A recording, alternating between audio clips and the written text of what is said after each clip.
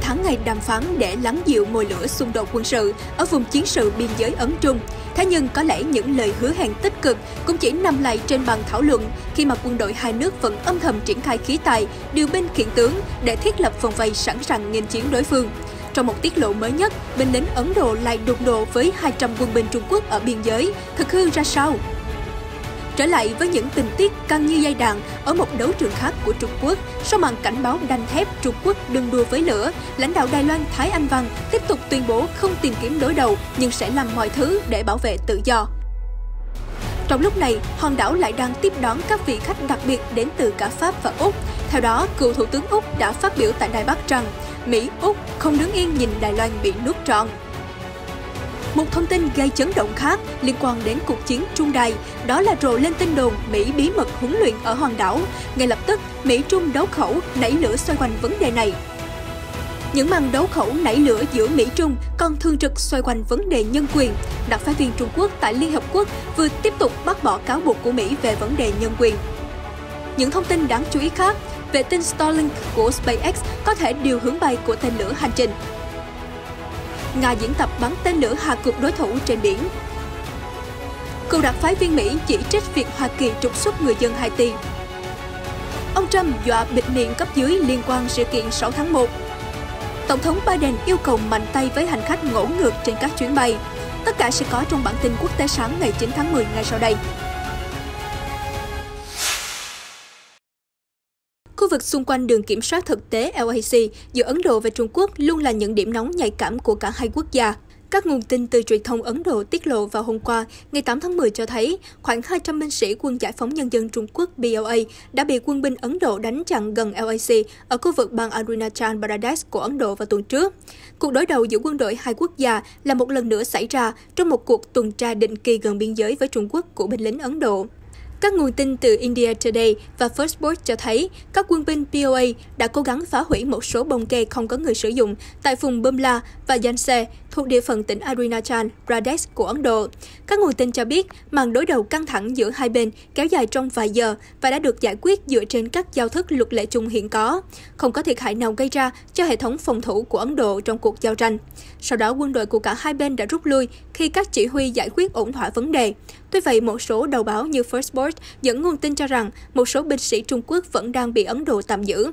Mặc dù không xảy ra giao tranh, nhưng đây là một tình tiết đáng báo động cho vùng biên giới hai nước, nhắc nhớ lại ký ức về cuộc chạm trán đổ máu vào tháng 6 2020 tại thung lũng Gangwon nằm giữa khu vực Ladakh của Ấn Độ và Tây Tạng của Trung Quốc.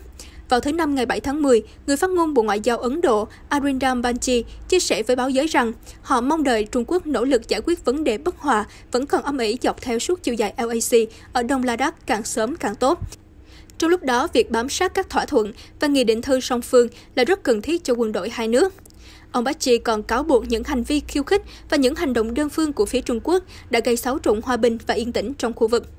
Khi được hỏi về cuộc xâm nhập mới nhất của phía Trung Quốc, ông Bagchi cho biết Bộ Quốc phòng Ấn Độ sẽ sớm có câu trả lời. Ông Bagchi cũng lưu ý rằng Ngoại trưởng Ấn Độ Subramaniam Jaishankar vừa tổ chức các cuộc thảo luận với người đồng cấp Trung Quốc Vương Nghị tại Tajikistan bên lề hội nghị thượng đỉnh SCO vào tháng trước và cũng đã truyền tải rõ ràng lập trường của Ấn Độ. Có thể nói những cuộc đàm phán nhằm giảm bớt sức nóng quân sự ở vùng biên giới giữa Trung Ấn, một phần vẫn chỉ là những câu từ dừng lại trên bàn thảo luận. Cả hai cường quốc châu Á đều âm thầm chạy đua vũ trang và điều binh khiển tướng trấn giữ ở vùng chiến sự.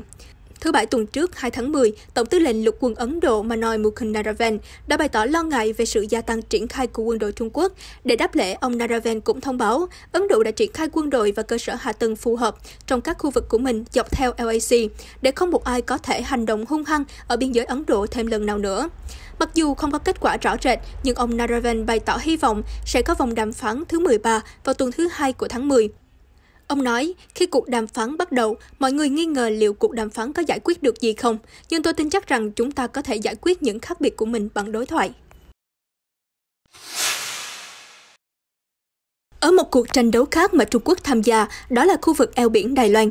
Đại lục đã không e dè làm bùng nổ căng thẳng vào thời điểm kỷ niệm 72 năm Quốc khánh Trung Quốc 1 tháng 10 năm 1949, 1 tháng 10 2019 bằng các phi vụ kỷ lục vào vùng trời Đài Loan, khiến cho không chỉ Đài Loan mà cả cộng đồng quốc tế cũng dậy sóng để theo sát từng nhất cử nhất động đầy kịch tính tại khu vực này. Sau khi đanh thép cảnh báo Trung Quốc đừng đùa với lửa vào hôm thứ Năm, ngày 7 tháng 10, lãnh đạo Đài Loan Thái Anh Văn vào hôm qua ngày 8 tháng 10 đã diễn giải thêm về lập trường chiến lược của hòn đảo. Cụ thể, bà Thái khẳng định Đài Loan không tìm kiếm những cuộc đối đầu quân sự, nhưng sẽ làm bất cứ điều gì cần thiết để bảo vệ tự do của mình. Nguyên văn bà Thái nói rằng, Đài Loan hy vọng về một tương lai chung sống hòa bình, ổn định, dựa trên thỏa thuận và lợi ích với các nước láng giềng. Nhưng Đài Loan cũng sẽ làm bất cứ điều gì cần thiết để bảo vệ tự do và lối sống dân chủ của mình. Bà Thái cho rằng sự thịnh vượng ở Ấn Độ-Thái Bình Dương cần một môi trường hòa bình, ổn định và minh bạch để tạo ra nhiều cơ hội phát triển trong khu vực. Thế nhưng những gì Trung Quốc đang thực hiện ở eo biển Đài Loan mang lại những căng thẳng mới và mâu thuẫn hệ thống có thể tác động tàn phá đến an ninh quốc tế và nền kinh tế toàn cầu nếu chúng không được xử lý cẩn thận. Lãnh đạo hòn đảo nói thêm, Đài Loan sẽ làm việc cùng với các nước khác trong khu vực để đảm bảo sự ổn định. Đài Loan hoàn toàn cam kết hợp tác với các bên trong khu vực để ngăn chặn xung đột vũ trang ở Hoa Đông, Biển Đông và ở eo biển Đài Loan. Bà Thái lưu ý, trong suốt hơn 1 năm qua, hòn đảo đã hao tổn khí tài và sức lực để giám sát lẫn ngăn cản hơn 600 lần xâm nhập đầy sát khí của đàn chiến cơ Trung Quốc vào vùng ADSS, một chiến thuật được coi là chiến tranh vùng xám, với mục đích làm cạn kiệt sức lực chiến đấu của đối phương bằng những cuộc điều binh hăm dọa nhưng chưa tới mức gây ra một cuộc chiến. Chỉ riêng trong khoảng 4 ngày đầu tháng 10, gần 150 máy bay của lực lượng không quân Trung Quốc đã bay vào vùng nhận dạng phòng không Đài Loan. Tuy vậy, về phía Trung Quốc, chính quyền Bắc Kinh nói rằng họ đang hành động để bảo vệ an ninh và chủ quyền của mình, bởi họ luôn coi Đài Loan là một phần của Trung Quốc và sẽ sớm sáp nhập. Cũng chính vì lập trường này, Trung Quốc đã đổ lỗi cho Hoa Kỳ vì đã cung cấp vũ khí và hậu thuẫn cho Đài Loan có vị thế trên trường quốc tế. Không chỉ riêng với Hoa Kỳ, Đài Loan đã và đang tìm kiếm sự ủng hộ của các nền dân chủ khác khi mối quan hệ đối đầu với Trung Quốc ngày càng trở nên tồi tệ. Và tuần này, hòn đảo đã tiếp đón cùng lúc 4 thượng nghị sĩ Pháp và cựu Thủ tướng Úc Tony Abbott, một động thái được dự đoán sẽ tiếp tục làm Trung Quốc thêm giận dữ và sẽ có những bước đi mạnh tay hơn. Cựu Thủ tướng Tony Abbott, người đã lãnh đạo Úc từ năm 2013 đến năm 2015, đã cảnh báo cuộc chiến tranh với Trung Quốc có thể nổ ra khá sớm, trong bối cảnh căng thẳng với Đài Loan gia tăng. Trong một bài phát biểu tại thành phố Đài Bắc hôm 8 tháng 10, ông Abbott đã chỉ trích Bắc Kinh vì đã liên tục uy hiếp hòn đảo bằng hàng loạt cuộc tấn công. Ông kêu gọi các nền dân chủ thể hiện tình đoàn kết với hòn đảo 25 triệu dân. Trước việc cuối tuần trước, Bắc Kinh điều 148 máy bay chiến đấu tiến vào vùng nhận dạng phòng không của Đài Loan, được xem là một trong những cuộc phô diễn lực lượng lớn nhất trong những năm gần đây. Cựu Thủ tướng Abbott cảnh báo rằng xung đột có thể leo thang và Trung Quốc sẽ sớm giáng đòn mạnh vào hòn đảo. Thách thức của Úc bây giờ là cố gắng ngăn chặn thảm họa này xảy ra. Đó là lý do vì sao trong lúc này, những đồng minh của Đài Loan đang đóng vai trò rất quan trọng. Các bên cần bảo vệ hòn đảo.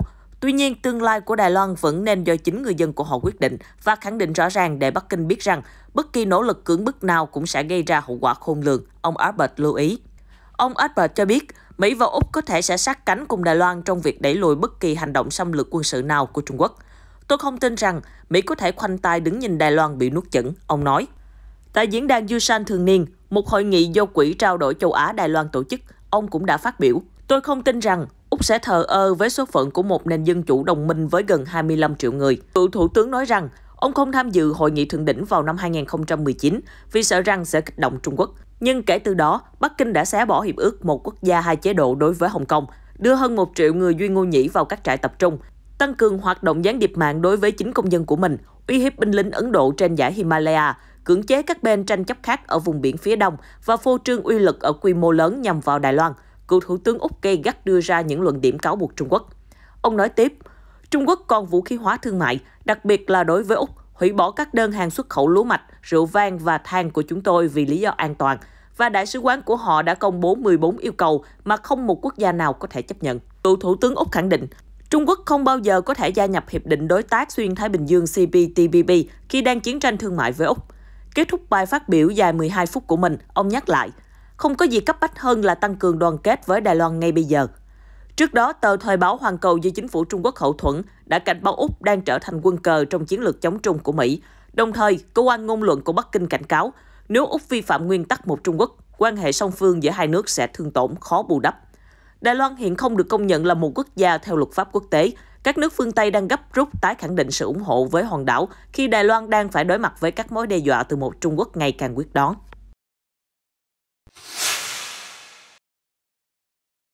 Tiếp nối câu chuyện về tin đồn một số ít lực lượng đặc nhiệm Mỹ đã bí mật được triển khai đến Đài Loan trong suốt hơn một năm qua để huấn luyện cho các binh sĩ của hòn đảo.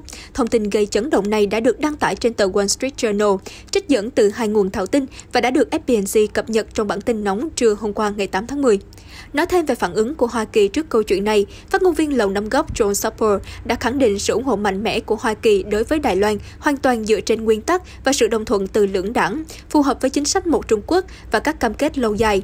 Như đã nêu trong đạo luật quan hệ Đài Loan được Quốc hội Mỹ thông qua vào năm 1979, 3 thông cáo chung Trung Mỹ và 6 đảm bảo an ninh Mỹ cam kết với Đài Loan vào năm 1982. Trong đó, ở đạo luật quan hệ Đài Loan, Quốc hội Mỹ đã yêu cầu chính phủ duy trì mối quan hệ không chính thức với Đài Loan, nhưng tiếp tục chuyển giao vũ khí cho hòn đảo, dựa trên các mối đe dọa hiện thời và tiềm tàng từ Cộng hòa Nhân dân Trung Hoa. Dựa vào những quy định này, phát ngôn viên Lầu Năm Góc John Sapper đã lập luận về tình hình hiện tại rằng, rõ ràng Trung Quốc đã và đang tăng cường các nỗ lực để đe dọa và gây áp lực với Đài Loan, bao gồm cả việc gia tăng các hoạt động quân sự được tiến hành ở khu vực xung quanh Đài Loan, gây mất ổn định khu vực và tăng nguy cơ tính toán sai lầm. Do vậy, mặc dù ông Sapper không đưa ra bất kỳ bình luận nào về tin đồn âm thầm cử binh lính Mỹ đến Đài Loan huấn luyện, nhưng thay vào đó, ông nhấn mạnh sự ủng hộ của Mỹ đối với Đài Loan được điều chỉnh dựa trên mối đe dọa hiện giờ của Trung Quốc. Khi được báo giới hỏi liệu Mỹ có chuẩn bị hành động quân sự để bảo vệ Đài Loan hay không, Cố vấn an ninh quốc gia Mỹ Jake Sullivan thì cho biết Washington sẽ hành động ngay bây giờ để cố gắng ngăn chặn ngày đó xảy đến. Về phía Trung Quốc, Bộ Ngoại giao Trung Quốc sau khi nắm thông tin đã nói với Wall Street Journal rằng Trung Quốc sẽ thực hiện tất cả các bước cần thiết để bảo vệ chủ quyền và toàn vẹn lãnh thổ của mình. Và họ mong Mỹ tuân thủ các thỏa thuận trước đó về tình trạng của Đài Loan. Cụ thể là khi thiết lập quan hệ với Cộng hòa Nhân dân Trung Hoa vào năm 1979, Mỹ đã đồng ý chấm dứt hỗ trợ chính trị và quân sự cho chính phủ ở Đài Loan, nơi mà Bắc Kinh coi là một tỉnh nổi loạn đòi ly khai khỏi Trung Quốc. Thậm chí ông Hồ Tích Tiến, tổng biên tập của Hoàn Cầu Thời báo, cơ quan ngôn luận của nhà nước Trung Quốc, đã có những lời lẽ sắc bén hơn dành cho Washington trên trang Twitter của mình rằng: tại sao chỉ có 20 thành viên? Tại sao lại bí mật? Hoa Kỳ nên cử 240 quân nhân công khai, mặc quân phục Hoa Kỳ và công khai nơi họ đóng quân.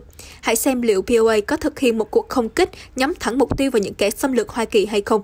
Giới quan sát cho rằng, thông tin rò rỉ mới nhất này đã chứng minh cho báo cáo trên các phương tiện truyền thông Đài Loan vào tháng 11 năm 2020 rằng thủy quân lục chiến Hoa Kỳ đang hoạt động trên hòn đảo. Những màn đấu khẩu nảy lửa giữa Mỹ và Trung Quốc, nổi cộm nhất phải kể đến những vấn đề xoay quanh tình hình nhân quyền của Trung Quốc. Đặc phái viên Trung Quốc tại Liên Hợp Quốc Trương Quân hôm thứ Năm ngày 7 tháng 10 đã tiếp tục bác bỏ những cáo buộc vô căn cứ của Hoa Kỳ đối với vấn đề này. Cụ thể, khi phát biểu tại cuộc tranh luận chung của Ủy ban thứ 3 của Đại hội đồng Liên Hợp Quốc, đại diện thường trực của Trung Quốc tại Liên Hợp Quốc Trương Quân cho biết, cuộc sống hạnh phúc và nụ cười tươi của người Trung Quốc là câu trả lời tốt nhất về tình hình nhân quyền của Trung Quốc. Tiếp đó, ông Trương bắt đầu chỉ trích những luận điệu của Hoa Kỳ và một số quốc gia khác trong việc quyết tâm kích động đối đầu, đưa ra những cáo buộc vô căn cứ chống lại Trung Quốc, can thiệp vào công việc nội bộ của Trung Quốc với lý do nhân quyền, đồng thời làm ngơ trước những hành vi sai trái về vấn đề nhân quyền tại chính nước Mỹ và tại các nước đồng minh. Ông Trương nhấn mạnh chính phủ và người dân Trung Quốc kiên quyết phản đối và bác bỏ dứt khoát những cáo buộc như vậy. Cần phải chỉ ra rằng những cáo buộc của Hoa Kỳ và một số quốc gia khác hoàn toàn đi ngược lại sự thật, công lý và xu hướng phát triển của thế giới. Sự ổn định, sự phát triển và tiến bộ của Trung Quốc đến từ sự làm việc chăm chỉ của người dân. Chúng tôi không bao giờ trông chờ vào sự ưu ái của các nước khác và cũng sẽ không bao giờ cho phép bất kỳ ai tước đoạt quyền phát triển và cuộc sống tốt đẹp của người dân Trung Quốc. Sự tiến bộ của Trung Quốc sẽ không bao giờ ngừng lại. Trong cuộc tranh luận chung, đại diện của nhiều quốc gia bao gồm Ai Cập, Algeria, Chad, Turkmenistan, Belarus và Venezuela đều lên tiếng ủng hộ Trung Quốc, cho rằng người dân các nước đều có quyền lựa chọn con đường phát triển nhân quyền vì lợi ích và điều kiện của từng quốc gia. Tổng giám đốc Cơ quan Vũ trụ Liên bang Nga Roscosmos Dmitry Gorozin tin rằng vệ tinh Starlink do công ty SpaceX của tỷ phú Elon Musk phát triển có thể được sử dụng cho các mục đích quân sự trong tương lai, bao gồm cả việc thay đổi đường bay của tên lửa hành trình và quản lý mạng lưới gián điệp. Năm nay, SpaceX đã nhận khoản trợ cấp 900 triệu đô la của chính phủ Mỹ. Toàn bộ trợ cấp trọn cho giai đoạn sắp tới là 20 tỷ đô la. Câu hỏi được đặt ra là tại sao nhà nước này lại làm như vậy? Và câu trả lời là kết nối Internet có thể trở thành nền tảng để điều khiển tên lửa hành trình. Chúng cũng có thể được sử dụng để gửi tín hiệu cho các lực lượng đặc biệt như mạng lưới điệp viên, ông nói. Ông Gorozin cho rằng Starlink cũng có thể được sử dụng để phát tán nội dung chính trị chống lại Nga trực tiếp đến điện thoại di động. Theo nhà lãnh đạo Roscosmos, tính đến nay khoảng 1.800 vệ tinh Starlink đã được đưa lên quỹ đạo. Ở giai đoạn tiếp theo của dự án, dự kiến SpaceX sẽ phóng 17.000 tàu vũ trụ. Cuối cùng, chòm sao quỹ đạo của Starlink sẽ bao gồm khoảng 42.000 vệ tinh. Tất nhiên, chúng tôi sẽ không chỉ ngồi và chờ đợi, chúng tôi có dự án của riêng mình Sphere. Dự án này đã được trình lên Tổng thống vào đầu năm nay và chúng tôi dự định sẽ quay quanh hàng trăm vệ tinh của riêng mình để bảo vệ chủ quyền của mình, Rogozin nói.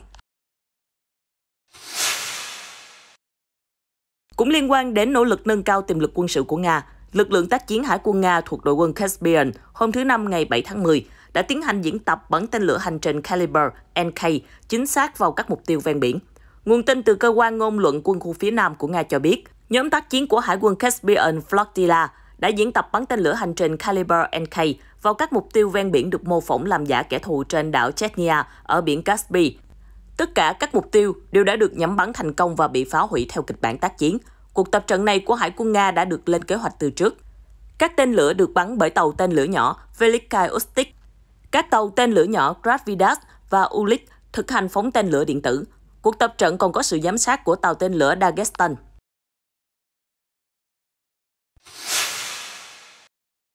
Hôm 6 tháng 10, cựu đặc phái viên của Hoa Kỳ tại Haiti, Daniel Ford, đã yêu cầu các nhà lập pháp Mỹ thay đổi cách tiếp cận của mình với quốc gia Caribe.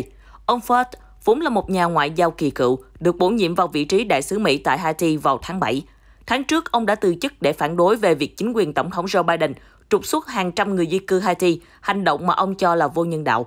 Cụ thể, trong một cuộc họp ngắn do Ủy ban Đối ngoại Hạ viện Mỹ chủ trì, ông Ford phát biểu, việc trục xuất về ngắn hạn sẽ không làm cho Haiti ổn định hơn. Trên thực tế, điều này sẽ khiến cho tình hình tồi tệ hơn. Ông cho biết, quốc gia Caribe này đang quay cuồng với nghèo đói, tội phạm và nhiều thách thức khác, nên không thể tiếp nhận đông đảo người di cư trở về. Ông bày tỏ với Ủy ban rằng, trong thời gian giữ chức vụ đặc phái viên, ông không hề được thông báo về các vụ trục xuất người Haiti di cư đến biên giới Mỹ-Mexico từ chính phủ, mà chỉ tiếp cận thông tin qua truyền thông. Đại diện Gary Mills, chủ tịch đảng Dân chủ của Ủy ban đã cam kết rằng hội đồng sẽ tập trung xem xét vấn đề này. Ông cũng chỉ trích cách chính quyền Tổng thống Biden đối xử với người Haiti và gợi lại các hình ảnh đặc vụ biên giới Hoa Kỳ cưỡi ngựa truy đuổi những người tị nạn với vật trên tay giống như những chiếc roi. Ông Mills nói, chúng tôi sẽ thực hiện một sự thay đổi lớn trong chính sách của Mỹ với Haiti, không chỉ là vấn đề nhập cư mà cả các ưu tiên chính sách đối ngoại. Haiti đang rơi vào khủng hoảng chất chồng trong những tháng gần đây sau khi Tổng thống Jovenel Moïse của nước này bị ám sát. Tình trạng bạo lực băng đảng gia tăng, cùng với đó là sự tàn phá của trận động đất lớn. Được biết, Mỹ đã trao trả hơn 1.400 người di cư Haiti tại lán trại dựng tạm bợ ở Del Rio, Texas. Hàng ngàn người khác đang đợi các thủ tục thị thực được phê duyệt. Hôm 8 tháng 10, cựu Tổng thống Mỹ Donald Trump đã tuyên bố sẽ sử dụng đặc quyền hành pháp để vô hiệu hóa lời khai của các trợ lý dưới quyền và qua đó kích hoạt quyền miễn trừ trách nhiệm trong vụ xô xát ngày 6 tháng 1 2021 tại Điện Capitol, theo một nguồn tin giấu tên cho biết. Cũng theo nguồn tin trên, đích thân ông Trump đã soạn thảo bức thư và gửi đến những nhân chứng dự định cung cấp lời khai trước tòa. Theo những gì được biết, cựu chủ nhân Nhà Trắng được cho là đã đe dọa những nhân chứng này bằng cách tuyên bố sẽ sử dụng đặc quyền dành cho Tổng thống nhằm ngăn chặn những lời khai và chứng cứ bất lợi cho mình. Đại diện của ông Trump từ chối mọi yêu cầu bình luận và cho biết thông tin nói trên chỉ là bịa đặt. Tuy nhiên, trước đó, ông Trump nhiều lần ấp mở về việc sẽ kháng mọi quyết định của tòa án nhằm bảo vệ lợi ích của Hoa Kỳ bằng việc kích hoạt quyền miễn truy cứu trách nhiệm hình sự dành cho Tổng thống. Không rõ liệu sau khi rời Nhà Trắng, ông Trump có còn được hưởng những đặc quyền này hay không. Theo giới chuyên gia, động thái này của ông Trump có thể sẽ châm ngòi cho mâu thuẫn truyền kỳ giữa lưỡng đảng, hay tệ hơn nữa là đối đầu trực diện giữa các đảng viên đảng Dân Chủ đang nắm quyền tại Hạ viện và đảng Cộng hòa đang chiếm đa số Thượng viện. Kể từ sau khi ông Trump miễn nhiệm, đảng Dân Chủ đã nhiều lần kêu gọi điều tra về vai trò của ông Trump trong vụ việc náo loạn Điện Capitol khi đám đông ủng hộ ông Trump xông vào Quốc hội đòi lật ngược kết quả. Hiện tại, một ủy ban điều tra đang được thành lập có sự tham gia của các thành viên hai đảng và đang tiến hành triệu tập những cá nhân có liên quan đến ông Trump nhằm làm sáng tỏ vụ việc. Trong đó, nổi bật nhất là cựu chánh văn phòng Nhà Trắng Mark Meadows, cựu phó giám đốc truyền thông Dan Scavino, cựu quan chức cấp cao Lầu Năm Góc Casey Patel và cựu cố vấn diều hâu của ông Trump Steve Bannon. Không rõ các cá nhân trên có tuân thủ phán quyết của tòa án hay không và những rủi ro pháp lý nào chờ đợi họ nếu từ chối hợp tác. Việc buộc tội ông Trump và các cộng sự có thể sẽ mất nhiều năm và quy trình khá phức tạp, bao gồm việc bỏ phiếu tán thành ở lưỡng viện, điều mà gần như chắc chắn rất khó xảy ra khi đảng Cộng hòa tuyên bố sẽ phủ quyết mọi đề xuất của Hạ viện. Bởi vì ông Trump không còn tại vị, ông không thể trực tiếp khẳng định đặc quyền giữ im lặng cho các nhân chứng hoặc các tài liệu ngoài tầm tay của Quốc hội. Với tư cách là tổng thống hiện tại, ông Biden sẽ có một số tiếng nói trong vấn đề này. Trong một thông tin đáng chú ý khác liên quan đến nội bộ nước Mỹ, Tổng thống Mỹ Joe Biden hôm thứ Năm ngày 7 tháng 10 cho biết, ông đã chỉ thị Bộ Tư pháp mạnh tay với một số vụ bạo lực ngày càng tăng trên máy bay, nhiều vụ liên quan đến yêu cầu phải đeo khẩu trang. Nguồn tin từ Reuters cho biết, năm nay nước Mỹ đã chứng kiến 4.626 báo cáo về các sự cố hành khách gây hấn trên máy bay, hơn 70% trong số đó liên quan đến việc phản đối quy định đeo khẩu trang. Cục Hàng không Liên bang Mỹ FAA đã tiến hành các hành động cưỡng chế trong 177 trường hợp, giữ hơn 1 triệu đô la Mỹ tiền phạt. Hiện Bộ Tư pháp đã không đưa ra bình luận ngay lập tức. Tháng trước, 2 thành viên cấp cao của Đảng Dân Chủ tại Thượng viện Hoa Kỳ đã thúc giục Bộ trưởng Tư pháp Merrick Garland điều tra và truy tố những hành khách có hành vi ngỗ ngược trên máy bay. Vào tháng 6, một nhóm đại diện các hãng hàng không và công đoàn hàng không lớn của Hoa Kỳ cũng yêu cầu ông Garland truy tố số lượng hành khách gây rối vì những trường hợp này đang ngày càng gia tăng đáng báo động. Tháng trước, hãng hàng không Delta Airlines đã kêu gọi các hãng hàng không khác của Hoa Kỳ chia sẻ danh sách hành khách đã bị cấm trong đại dịch COVID-19 vì hành vi gây rối để giúp ngăn chặn số lượng sự cố ngày càng gia tăng.